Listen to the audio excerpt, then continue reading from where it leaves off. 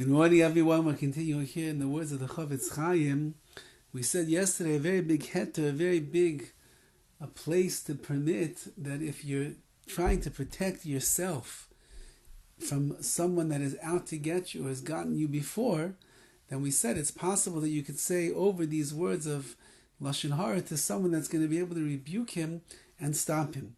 However, says the CHOFETZ CHAIM today, Achma ma'oid sarich lizar be'heter hazeh. A person has to be so careful in this heter, in this permissibility. Shelo yichasru boi kol hapratim anal b'tchilas hasimin. That a person is not lacking any of the 7 conditions of to'elis, of benefit that we spoke about earlier. Kim lo yizar b'shmir yiser, because if a person doesn't take extra precautions, v'kal yuchol lihilache b'pacha yetzer, he could easily get caught in the trap of the Yetzer HaRa. V'liyos mibalei Lashon Hara d'oraisa, and you'll end up being included in the category of people who speak Lashon Hara midoraisa, Torah prohibitions, ayidei heter anal, by utilizing this heter, this act of permissibility when you did it in the wrong way. Umitam zem, because of this, echsa become beferish kol hapratim hanal. I want to go back through these 7 conditions of to'elis. Ubim'at neifech, I'm going to even add a little bit of new information to help us understand better. Klal shel devarim bekitzer kachu. The general rule, bekitzer, simply put, is the following. Once that Reuven has determined that Shimon has not yet withdrawn from the matter, meaning that thing that caused him harm, whether it was stealing from him or was embarrassing him, and Reuven has his intention by telling other people is all to'elis, its benefit. He wants to get his money back. He wants to prevent himself from any future harm. Kasher be'ana, like we explained above, mutar l'sapir. He's allowed to inform the anashim chashuvim, the prominent people or the relatives that he has who are going to be able to have some impact on him. Ach, meaning the relatives of Shimon, that they could have an impact on Shimon, help him to stop. But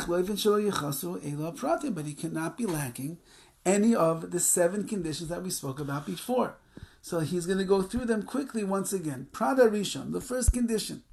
Reuven must have seen the incident himself. He could not hear it from others. Even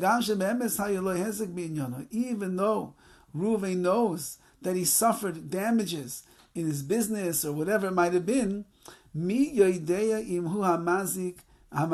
does he know that it was Shimon the one that damaged him? So number 1, when you are claiming that Shimon ended up causing you a loss, he stole from you, he hurt you, he pained you, it's got to be that you saw with your own eyes that it was Shimon. You could not have heard this from somebody else.